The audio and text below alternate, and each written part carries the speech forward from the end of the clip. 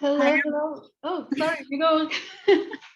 You guys started at the same time. I'll let it be known forever. So synchronized. You go, Perfect Deb. synchrony. It's your time, Deb. Hi, everyone. Welcome to another Saturday Global Morning Report. We are super excited to be here. We have our guests, and will be a great. They're gonna talk about a case, and then you can put some questions in the chat about the program, about them. And yeah, we are super excited to be here. And Drew, do you want to say hi for everyone? I guess I will. Hello, everyone. Long time listener and presenter, first time actually leading-ish one of these sessions. So, and speaking of, my program director is here. Cool. So I'm Drew. I'm a second year medicine pediatrics resident at Western Michigan University's former Stryker MD School of Medicine in Kalamazoo, Michigan. And I have a whole bunch of my crew from WMed, from both the medicine pediatrics residency, my program director, Dr. Gomes, just popped in, as well as the internal medicine residency. So today we're going to present a case that happened relatively recently. And it was a case that Dr. Tito, who is one of the chiefs of our IM residency, was part of. So with that, I guess I should just introduce where we are and who we are. So we are in Kalamazoo, Michigan, which is in in the Midwest United States, about 3 hours east of Chicago and about 2 hours west of Detroit.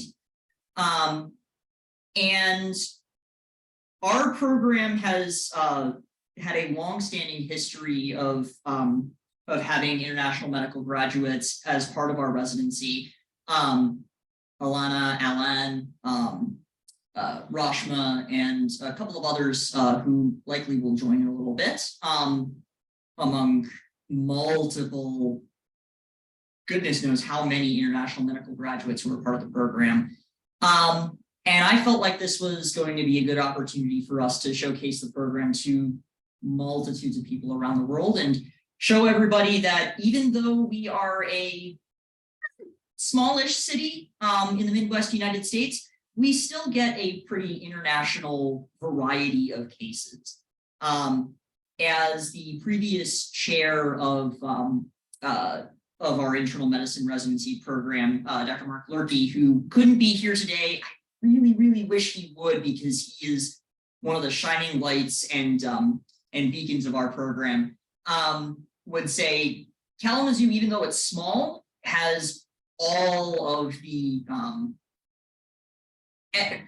widest variety of cases that you could possibly find in a small city like this. So with that, let me get started with the case. Do we have the whiteboard ready?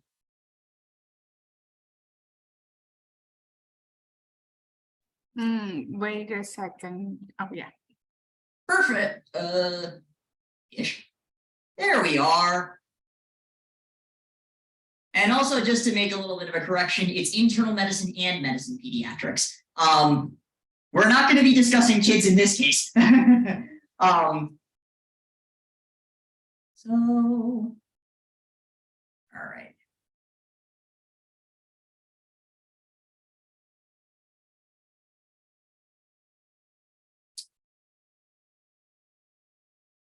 All right, so whenever you guys are ready. I think you can start, Drew. Perfect.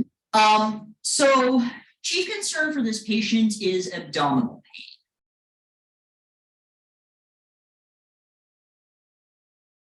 Do you think like it's a good place to stop, or do you want to elaborate on that? Let me at least give you a little bit of time course. This is subacute abdominal pain in a 42-year-old lady. Yeah, abdominal pain. I think it's a good it's place to stop now. Yeah. Yeah, I think so. So when it comes to abdominal pain, I think most of the cause you can only see through imaging. Only through imaging you can definitely see the diagnosis. And actually, most of the common cause of abdominal pain, we never know what happened to the patient. But when it comes to abdominal pain, physical exam can really help you trying to find a diagnosis even without imaging. One of those would be things like, for example, you see a rash and it's falling under dermatom, you could think about a zoster. Or maybe if you have a patient with type 1 diabetes presenting with abdominal pain and you see hyperglycemia, you can think about GKA. But at the end of the day, most of the causes you have to rely on imaging. Any thoughts, Ravi? No, I think that is such a practical and really important point that when it comes to the abdomen, often a picture is the simplest and most effective way to get to an answer. And before I reflect, I just want to welcome everybody who's here from WMAD. I see that both internal medicine, Med-Peds residents and people in the program leadership are here, and we're really excited to chat with you and get your insight into this case and learn from you and your program as we power through this case. And I think, the only thing to reflect about the time course, Rafa, is whenever patients have subacute abdominal pain, the increase in the time course relative to acute often gives patients a chance to declare other features of their illness. So compared to acute abdominal pain, subacute abdominal pain often features other prominent things like ascites or abdominal distension, weight loss, fevers. Acute abdominal pain, the diseases that do that present so quickly and abruptly that other parts of the story never unfold before the patient seeks care. So for me, I think investing more in the history to look for accompanying features in subacute abdominal pain tends to be more productive than acute abdominal pain because there is time for things like distension and things like fever and weight loss. And I will tell you that that's really what I'm paying attention to first is there any evidence of inflammation, specifically weight loss? The probability of a morbid diagnosis will plummet if there has been a lot of time subacute and there has been no weight loss or really no weight changes. Because if the other is true, that the weight has gone up, I think that can also be telling for the possibility of ascites. So acute abdominal pain, I think you got to streamline it and get the basic labs and consider imaging. For subacute abdominal pain, it's less common, and I think there's often more to the story, and paying attention to distension and weight loss tends to be very, very productive. So if I could ask the patient the next two questions, it would be getting at those two things. All right, Drew, back to you. All right. And I should mention, it's a 42-year-old lady, 42-year-old female. Important because of the subsequent history that is that's going to be coming in. So, like I said, subacute abdominal pain. This has been going on for the past 12 days, and she describes it as cramping, and has also had nausea and vomiting during that same time, to the point where she has not been able to keep any food or drink down. And she has never experienced anything like this before. She's also had constipation for about a week.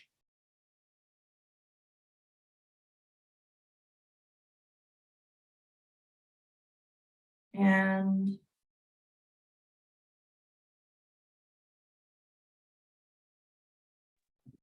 of note, her last menstrual cycle was in, let me see how many months this was. It was about 2 months, or actually, I'm sorry, a month prior to this patient presenting.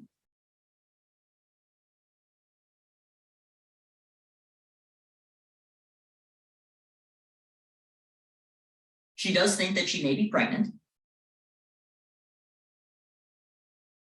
No vaginal bleeding.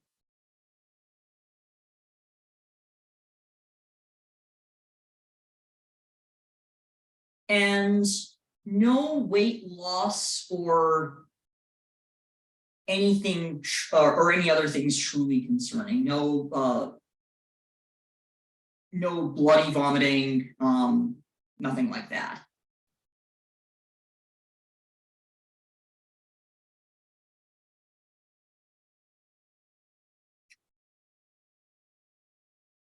Yes, very. Is it okay if we go into the southwest corner? Oh, no fevers, by the way.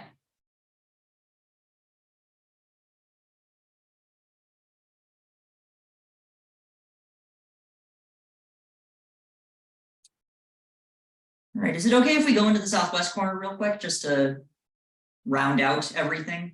We typically, the way that we present our cases, we typically like to give HPI and all of the histories before we allow first our medical students and then our first year residents to give their differential diagnoses during our morning reports. So I'm just going to go into the southwest corner real quick. Of note, she is, so past medical history, she has epilepsy, for which she is on levetiracetam, Keppra, as a anti-seizure medication.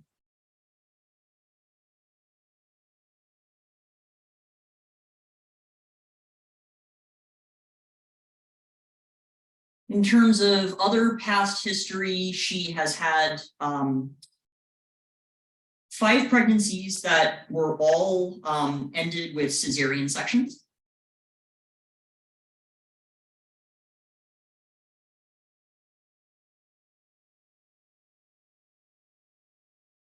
And specifically, she is a before we knew everything, she was a G5P5004.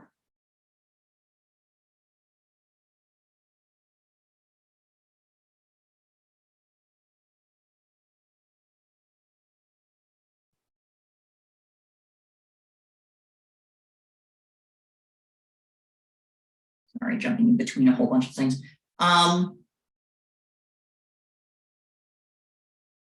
In terms of other past history, she doesn't have any history of any GI problems or endocrine problems that might be affecting this. And no family history of any of this either, with the exception of her father having diabetes. And yes, Yasmin, all 5 past pregnancies ended with C-sections.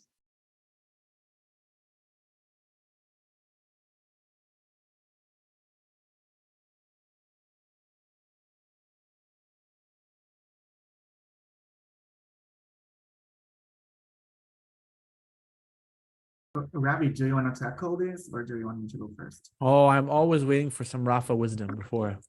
Please go for it. So I think wait, hold up 1 sec, guys. Forgot that there's some social history as well. okay, go ahead. Because I did want to try to complete the southwest corner. Social history, she is a refugee, originally from Sudan.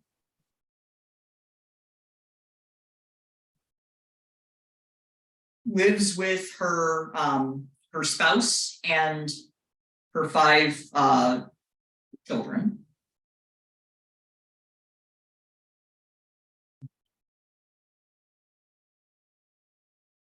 Previously worked, but is not currently working at the moment. Worked in an automobile factory.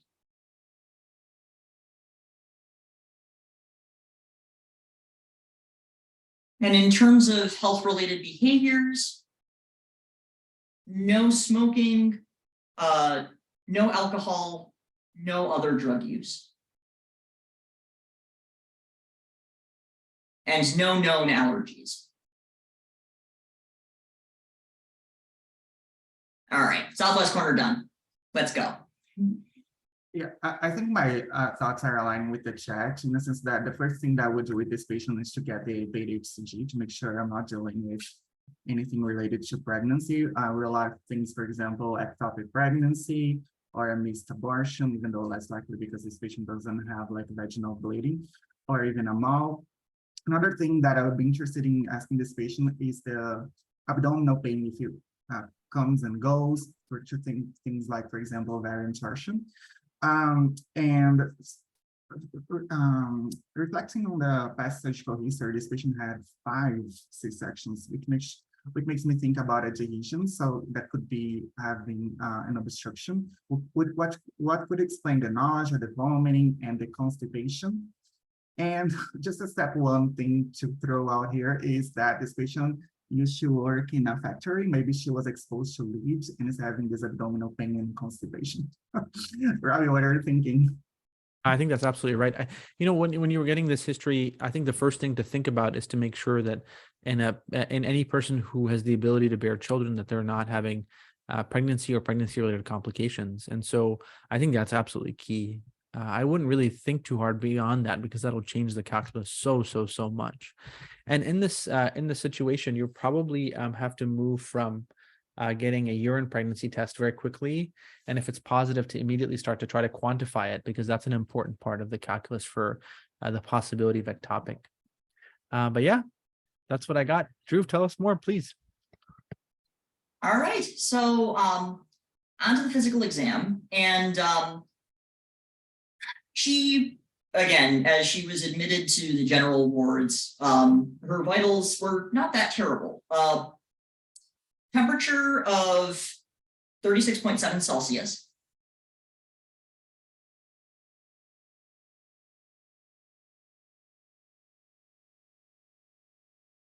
Heart rate of 72.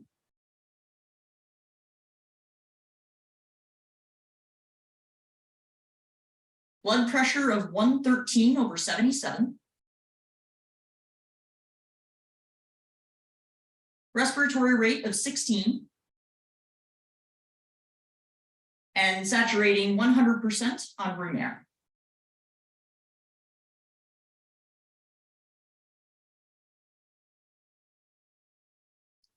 Now, when we went to go see this patient, she was lying in her hospital bed and was conversational. Didn't seem like she was ill appearing at all. Head, eyes, ears, nose, and throat exam were all normal.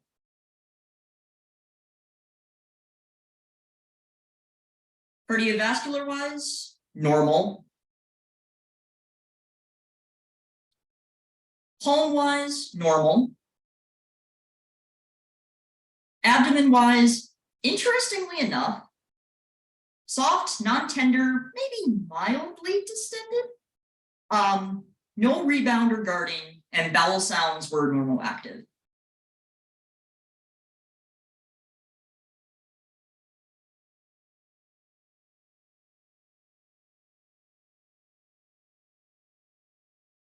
Neuro-wise, normal.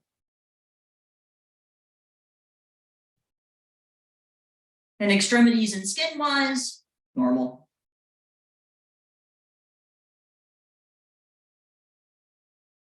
And there are some labs that we probably should get just to address questions that have been in the chat and with all that you guys have asked. Urine pregnancy test was positive. Yeah, urine pregnancy test was positive. Beta HCG quantitative was in the 150,000 range.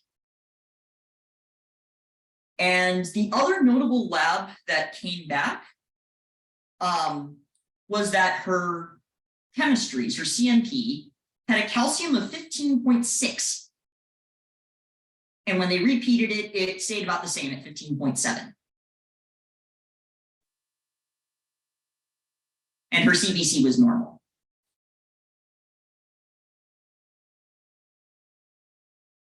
And her ultrasound showed that she had an intrauterine pregnancy, a single one of 9 weeks and 2 days.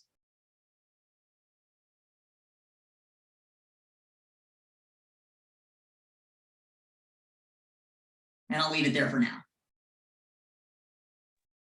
Yeah, I think some of the labs explain this, the history of this patient. For example, the hypercalcemia explain the constipation and the abdominal pain.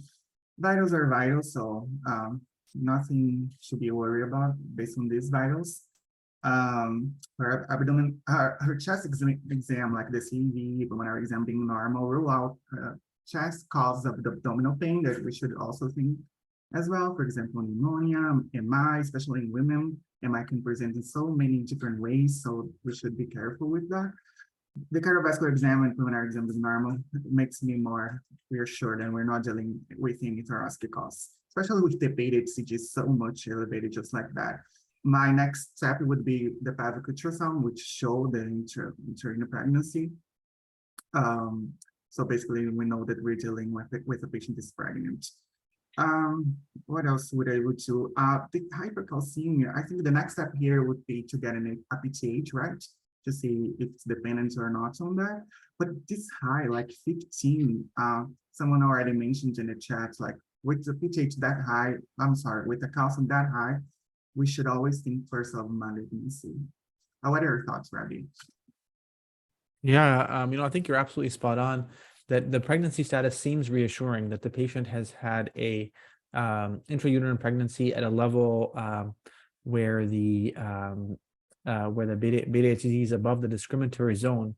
And you should hold that thought for a second, because I think that while we're running towards trying to put this together, I think you can step back and be like, wait, what? How is this possible that she has a calcium of 15? None of us expected that. And I think if you didn't expect that, you can practice to try to expect it, because how can somebody who is 42 come in with nausea, vomiting, and constipation? And your first instinct might be to say, well, that's bowel obstruction. And my counter to that would be, have you seen somebody present with a bowel obstruction for 12 days? Very, very unusual. So you might push yourself to be like, what are the other causes of constipation? And the two other big ones that come up in addition to obstruction are medication effects and electrolytes, with the most famous electrolytes being hypercalcemia. So in retrospect, I think you might have predicted the possibility of that calcium by saying, I don't think the obstruction has been there for 12, obstruction can last for 12 days without being more prominent. And more importantly, there's no medications that cause constipation. So what's the calcium level? And that, I think, might have helped us suspect this condition earlier and start to make connections about how about how a patient may be pregnant and have hypercalcemia. And I think, Rafa, that's the fun exercise for us to try to think about is, you have a great schema for hypercalcemia where you're thinking PTH, not PTH. But none of us have ever had a patient on VMR with pregnancy and hypercalcemia. So how do you think about that connection? Is there anything that comes to mind that you might specifically predict in this instance? It may not influence what you do, because you should get a PTH and be practical, but what thoughts would come to your mind in the pregnancy and hypercalcemia overlap? I actually have no idea if there is any association between the two of them. Yeah, I don't think there is any at first glance, honestly, because if you're thinking hypercalcemia, you're usually thinking hyperparathyroidism, cancer, and ingestions, right? And there are no ingestions here to suggest milk alkali, but you should pay attention to the bicarb to make sure that's not the case. That's a simple thing to rule out. Less common causes of hypercalcemia would be things like granulomatous reactions to foreign bodies. And so the hypothetical scenario that she has a retained foreign body from her prior C-section causing granulomatous hypercalcemia is there. And then, of course, when you think granulomatous hypercalcemia and you see the word Sudan there, you have to think about tuberculosis, which has a strong propensity to actually going to the GU tract. So there's a small but real possibility that she actually has an ectopic pregnancy and that the intrauterine findings were actually tuberculosis. So that's possible, but very unlikely. More practically speaking, the question is, can you think of any cancers that show up this way as a cause, under the hypercalcemia bucket? And the answer is yes. Her beta HCG of 15,000 when her last menstrual period was 4 weeks ago is very, very high. I actually don't know and don't remember the numbers off the top of my head, but it's so above the discriminatory zone. I'm not sure if it lines up with a pregnancy that would be at most, based on her menstrual cycle, at most 2 weeks old, right? Because she had her menses 1 month prior. And so ovulation would have occurred 2 weeks in the middle of that. So 15,000, I don't do this all the time. It seems a very, very high number. But the question is, how can you have a choriocarcinoma or a mole cause hypercalcemia? And the answer may not be intuitive. Maybe metastasis. Yeah, I think metastasis is probably the number 1, 2, and 3 that you can think of. The other is that beta HCG acts like TSH, And just like hyperthyroidism can induce hypercalcemia, maybe beta-HCG can.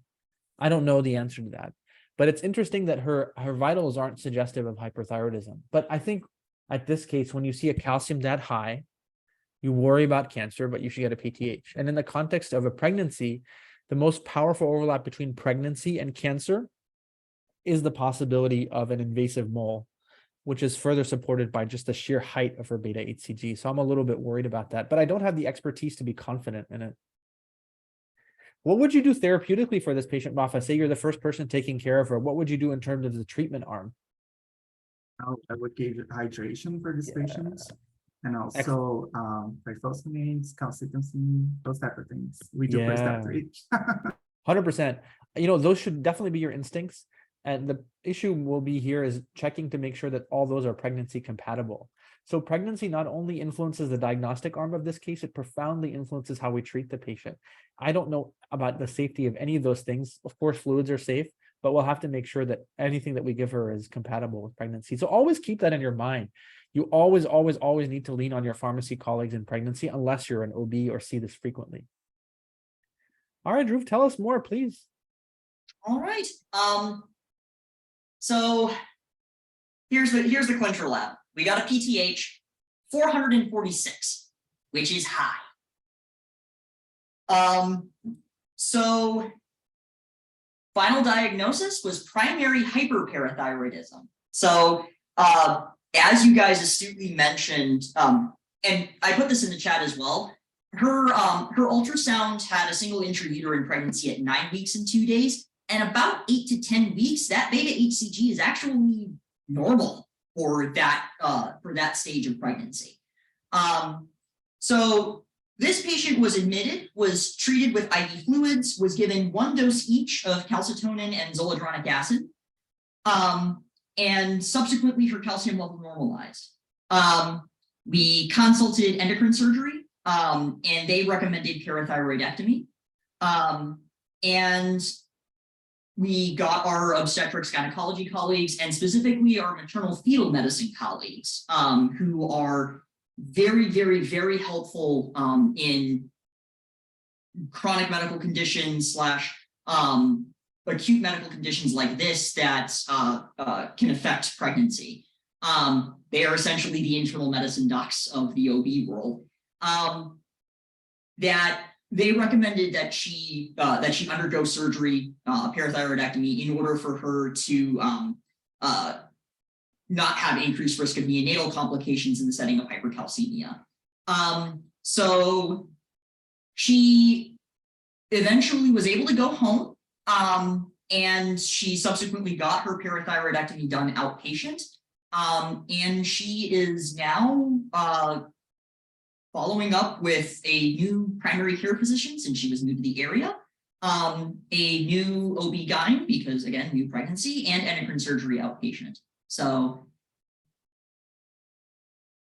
yeah. And after the surgery, her PTH normalized, and she has not had any issues with hypercalcemia ever again so far. Absolutely fascinating case, Dhruv. You know, I think Austin's question is such a great one about the PTH being very, very high. And I think I'm so glad that she got surgery and got this removed. You know, the scariest thought would be that she has parathyroid carcinoma, which can certainly happen in patients with PTH this high, but I'm really glad that that's not the case. I also really wonder if the hemodynamic perturbances that occur in pregnancy, especially the ones related to volume, might have pushed her calcium higher than we'd expect in patients with primary hyperparathyroidism because of the vicious cycle that happens. Rafa, what are your thoughts or reflections on the case?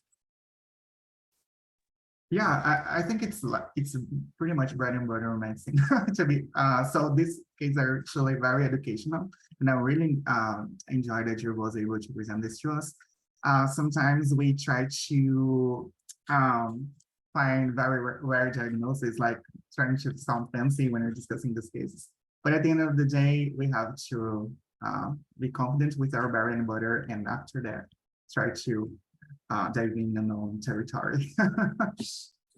I love that. And I love that you emphasize to get a PTH first. That's it. You know, even when the calcium is that high, and just goes to show you that at the end of the day, the base rate is the most important thing in medicine. Drew, thank you. How did you think of taking care of this patient? What thoughts do you have before we open it up to the crowd to talk about the program? So I'm actually going to open this up to Dr. Tito, because he was the one, he was the senior resident on the academic medicine service when we got this patient.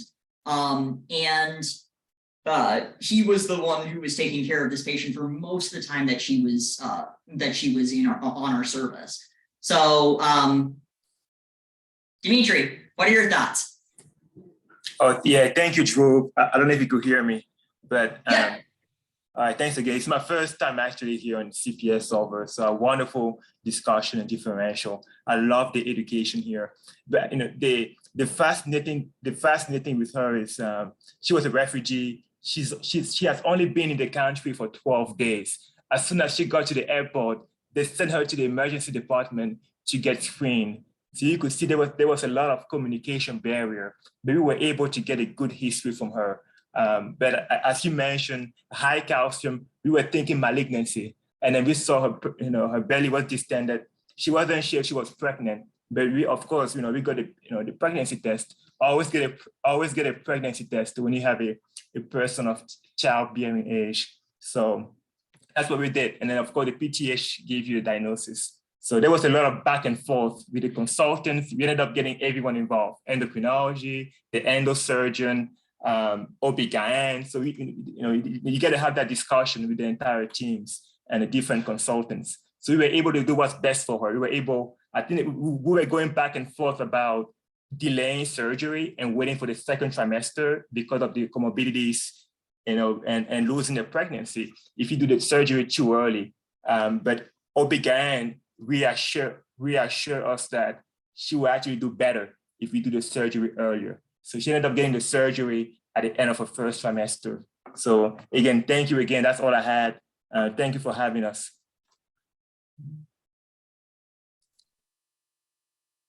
So yeah, and it sounds like there's a decent number of questions that are asking about the Med-Peds side of things. Actually, because I've been on here quite a bit and have talked a little bit about it. But whatever I miss, Dr. Jones, if you want to jump in as well.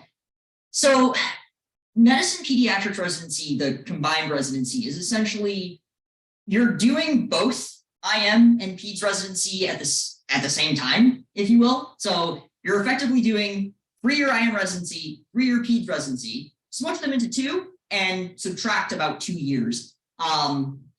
So essentially we essentially smush 2 intern years into 1. We do it in about 18 months. And we are, and at the end of it, we get the opportunity and are eligible to be boarded in both internal medicine and pediatrics and are able to take care of both adults and kids. So it's a, pediatrics is IM for children usually. Yeah, well, the thing is that kids are not just little adults. So, and yeah, as for highlights of the program, I think the big thing here with us is that even though we are in a smaller city, a smaller Midwest city, we still get quite interesting cases and a wide variety of learning opportunities. We don't have fellows currently at the moment, and so a lot of the things we as residents are very involved with a lot of the care of our patients. In our outpatient clinics, we have our own patient panels. We don't necessarily have a big resident panel and each resident and the patients get randomly assigned a resident to see whenever they come in. No, they have their own resident primary care physician, so either internal medicine or medicine pediatrics, and we try to see our own patients and try to maintain our own panels. And then when we're in the hospital, if we have a patient of ours from the clinic who comes in, they come on to our academic medicine service, which is a sort of gated, limited service that allows us to take care of our clinic patients, but also allows the private hospital medicine groups. So we have 2 hospitals that we rotate at, Bronson Methodist Hospital and Ascension Borges, where their private hospital medicine groups basically say, hey, here are cases that might have some educational value. We're going to give them to the academic medicine service and have them be taken care of by resident physicians. So there's that. And through all of our rotations, we are doing all of the management. We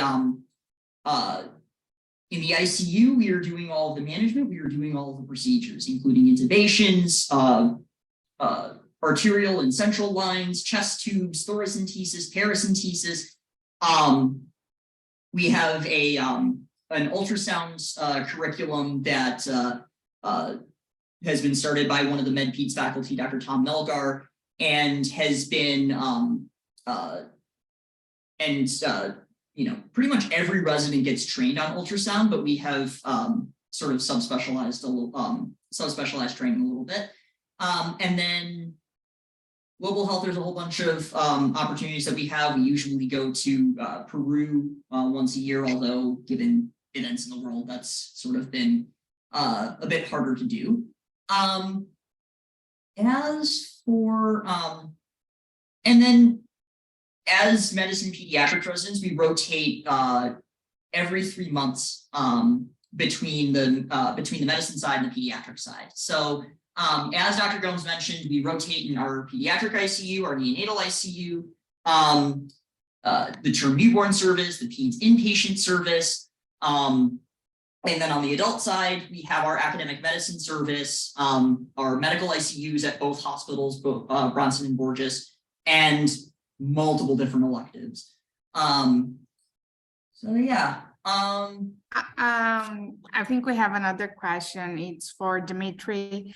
Someone asked, what made you choose go for Med-Peds, and how has been your experience with the program so far?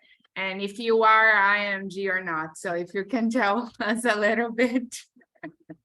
So Dimitri is one of the IMGs. So yeah, so I probably will be a little bit of a would probably be better positioned to answer in terms. Yeah, definitely. I can tell you about IM briefly, because I'm not Med-Peds, but I am one of the chief internal medicine. I'm a 3rd year, and I believe Alana is on the call. She's a PGY2, and then Alan is there as well. He's a PGY1 from Brazil. So I was born in Cameroon, but I did my medical school here in West Virginia. Then I applied to residency here at WMed. And the program is wonderful.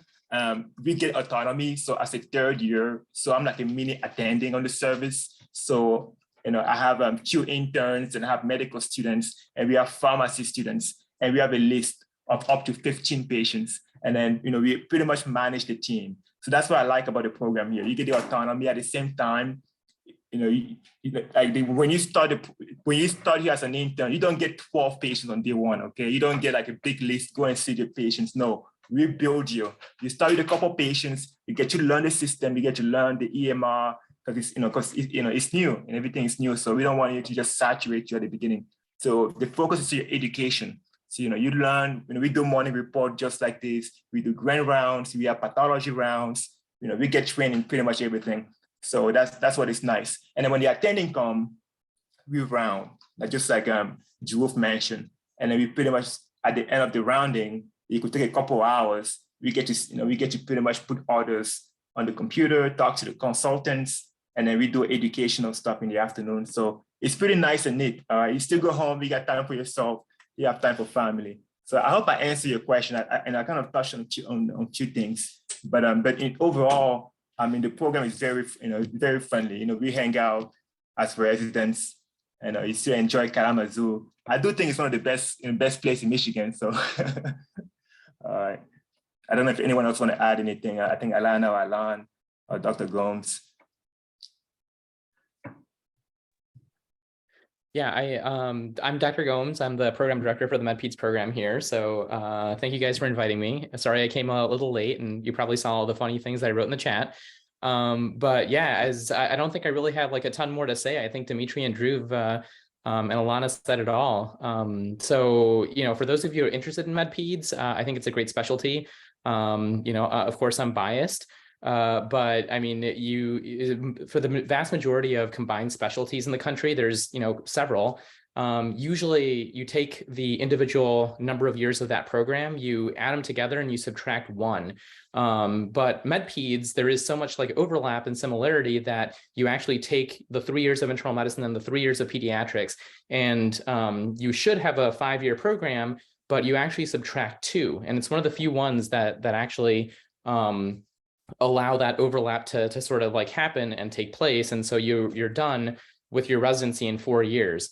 So after that 4 years, you're eligible to take your pediatrics boards and your internal medicine boards, and you can become, you know, basically a board certified pediatrician and an internist.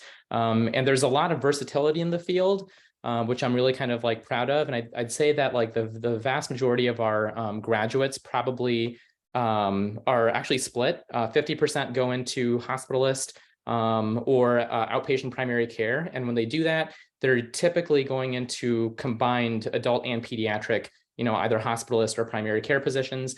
And then the other 50% usually go into a specialty. And the nice thing about Med-Peds is that it affords you all the specialties in internal medicine and all the specialties in pediatrics. And I think that the biggest question that I get is, you know, how does Med-Peds differ from family medicine? And that's probably one of the major ways in which it differs. Family medicine residents, after they graduate, are probably eligible for anywhere between 3 to 5 fellowships, whereas internal medicine, Med-Peds and pediatrics have the ability to go into really any specialty that they want. So yeah, it's a great time to be Med-Peds if you're interested in it. There's about 79 programs across the country. I think Emory is going to be starting up a Med-Peds program in the next like year or so. So probably there's going to be some fluctuation in the total numbers. We have an awesome internal medicine program too, and pediatrics. I think we have about 12 residency programs in Kalamazoo. So, you know, usually representative of the typical residencies that that most people are applying to. If you have any questions, definitely check us out. You're, you know, more than welcome to email me. But yeah, glad to be here. Hey everyone, I'm not sure if you can hear me. All right. Always enjoy being in morning reports with Dr. Gomes or Dhruv and Dimitri. So it's very nice to be here because Dhruv talks a lot about it. So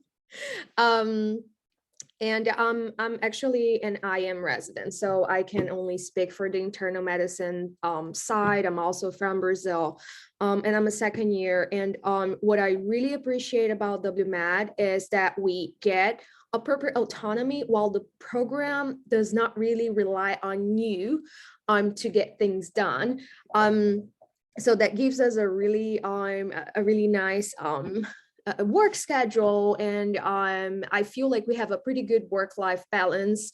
As IM residents as well, the maximum amount of hours we work like in the row is 12 hours. So we don't get 24, 27 or 18-hour shift, which is something great because I can't do it. So and I just guess the focus on education, as we said, if you're a DO or if you're not a DO, you could always learn osteopathic manipulation with our attendings in the clinic.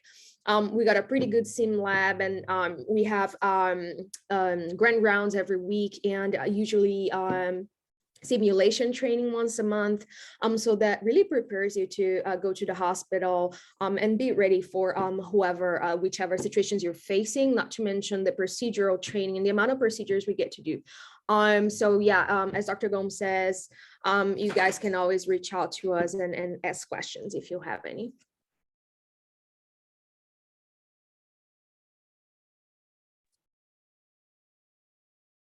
Oh, thank you so much, everyone that was answering the questions. yeah, and if you guys want to tell us something fun that you guys do it together or in the city. I asked if it's a cold city now.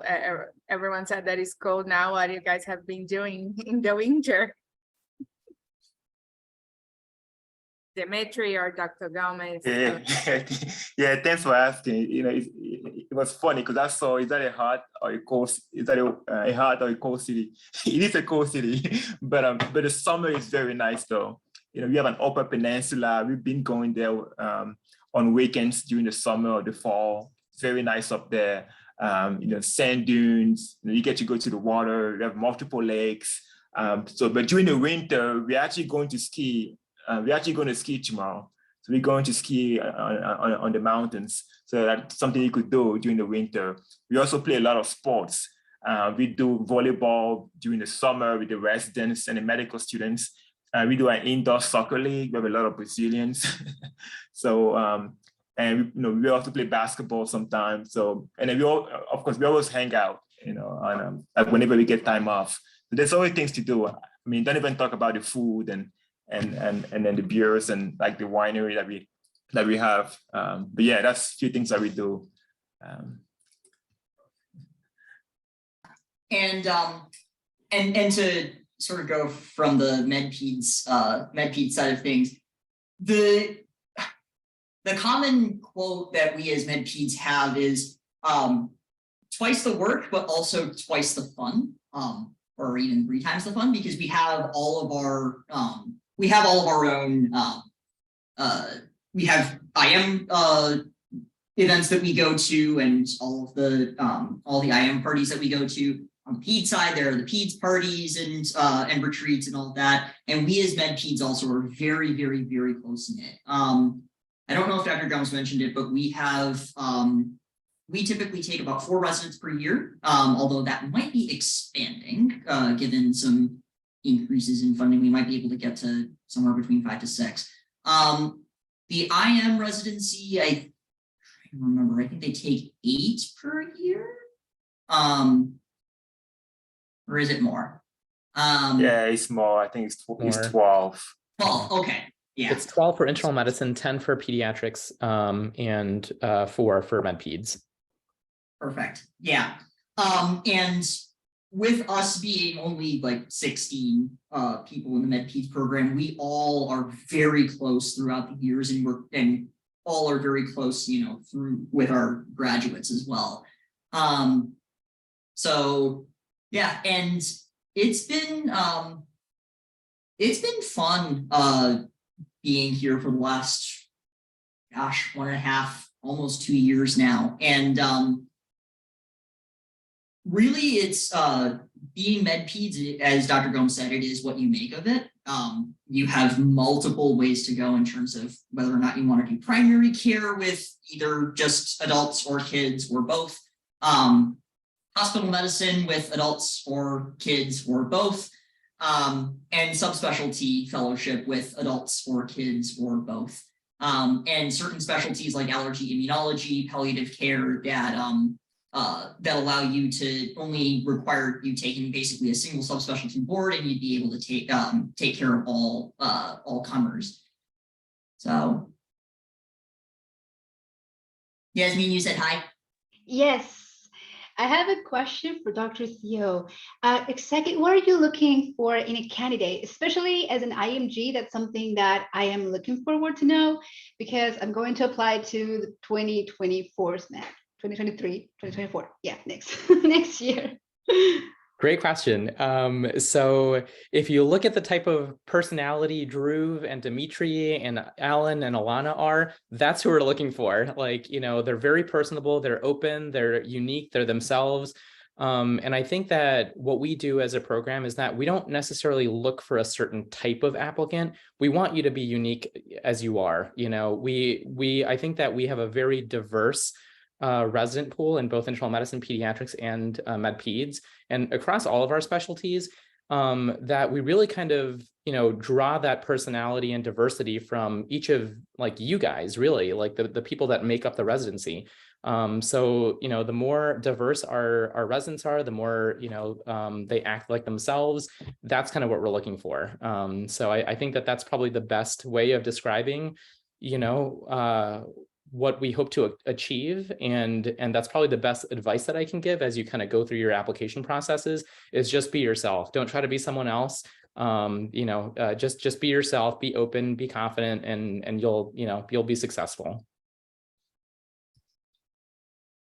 And I know that we had mentioned it multiple times, but I guess I just wanted to have both Dimitri and Dr. Gomes talk a little bit about how we support osteopathic medicine and sort of the opportunities that IMGs have in terms of learning about it, because it's something that's pretty unique to US medicine. And even as a US medical graduate, it's been interesting learning about it pretty much for the first time as a resident. So I'll let Dimitri go first because I always let my residents go first. No, that's a good question.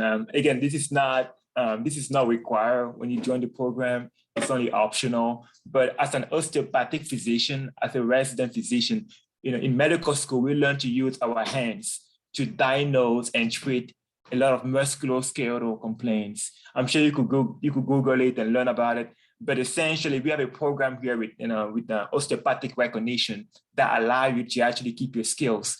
Or if you're new to osteopathic medicine, you get to be on the same page as us. You get to learn, we introduce you to osteopathic medicine. You get to learn about treatment, about diagnosing people, using your hands. So it's very good learning opportunities. We have like lectures that we do monthly. We do hands-on for treatments. You get to work with your other residents as well. There's possibilities for research and QIs.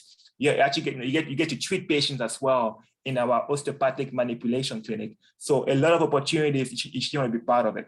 And it's a skill that you add to your resume. So you could market yourself when you go for a job. So that's always wonderful. But yes, that's the osteopathic recognition. We are actually one of the very few programs in the nation that actually have the program available. Yeah, absolutely. Dimitri, I couldn't have said it better myself. I agree with all of those things. And so as Dimitri had mentioned, our osteopathic recognition is pretty unique. For Med-Peds, we're the only Med-Peds program out of the entire 79 that has osteopathic recognition. So that is something that we boast, especially during our recruiting especially during our recruiting season. And internal medicine, so there's probably about 500 internal medicine programs across the country, and only 20 of those have osteopathic recognition, and Western Michigan is one of those 20. And it's really nice because it does give this extra set of tools that you can use to kind of essentially, use for clinical applications. And the nice thing about it, as Dimitri had pointed out, is that it's completely voluntary. It's open to both osteopathic medical residents as well as MD residents. And what's nice about it also is for MD residents, when they graduate from our program, either in internal medicine or Med-Peds or family medicine, which are probably the three major programs that have osteopathic recognition at our institution, is that when these MDs graduate, you have the ability to perform osteopathic manipulation and bill for it just as much as an osteopathic physician does, which is huge because that wasn't ever allowed before. And so with the AOGME and the ACGME merger, that's kind of allowed that ability for our MD counterparts to essentially practice osteopathic manipulation within a certain scope of practice when they graduate and become full physicians out of residency.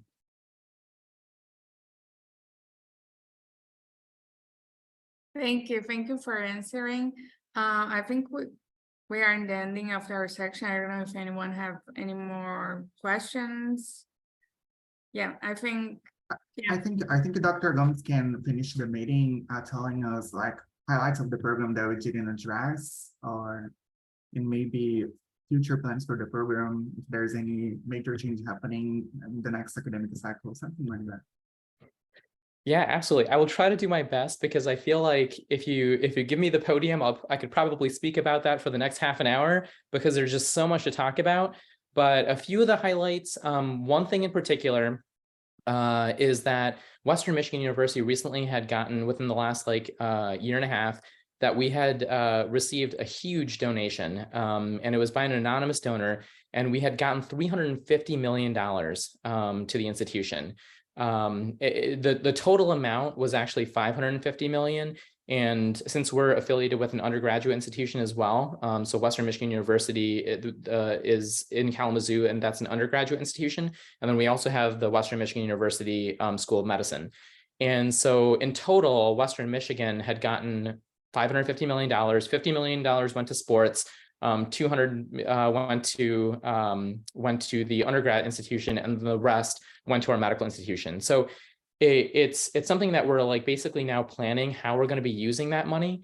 But it's basically the largest donation that any higher institute of education has gotten in like history. So that's a big thing, and we actually made national news.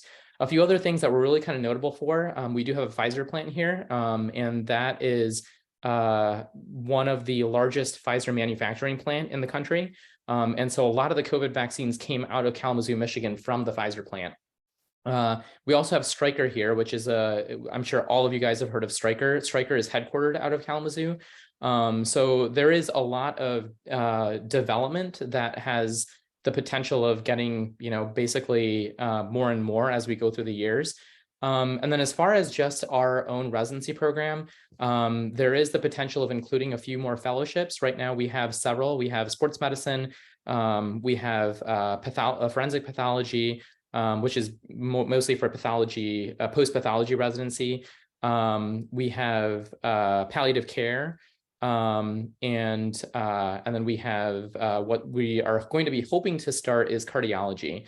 And there is some thought about starting infectious disease, but that's going to be in like 5 to 10 years. Right now, we're actually, through a lot of our programs, are trying to expand the number of residency slots. And that's probably the reason why, Drew had kind of mentioned earlier that there's probably 10, but the number of residency slots are opening up with Michigan funded slots. So in actuality, Drew is correct in that there's probably 10 regular funded slots in internal medicine, but there's 2 additional MyDoc slots, and those are state funded positions that fund residency programs. And right now that's going to be increasing. And MyDoc slots are basically when you finish residency, Michigan basically pays $75,000 for 2 years of service for your medical student loans. So yeah, I could probably go on and on, but I think that those are probably the major highlights. And if there's anything else that you kind of wish to know about our program, visit our website, definitely reach out to us, and we'll be happy to talk to you. Thank you so much, Dr. Gomez, for all this amazing and valuable insight. And thank you again, Dr. Drew, for your case, Dr. Dimitri, all the other residents, Med-Peds and IM. We hope to have you in a VMR soon again. So thank you, everyone. Have a great rest of your Saturday. Bye, guys.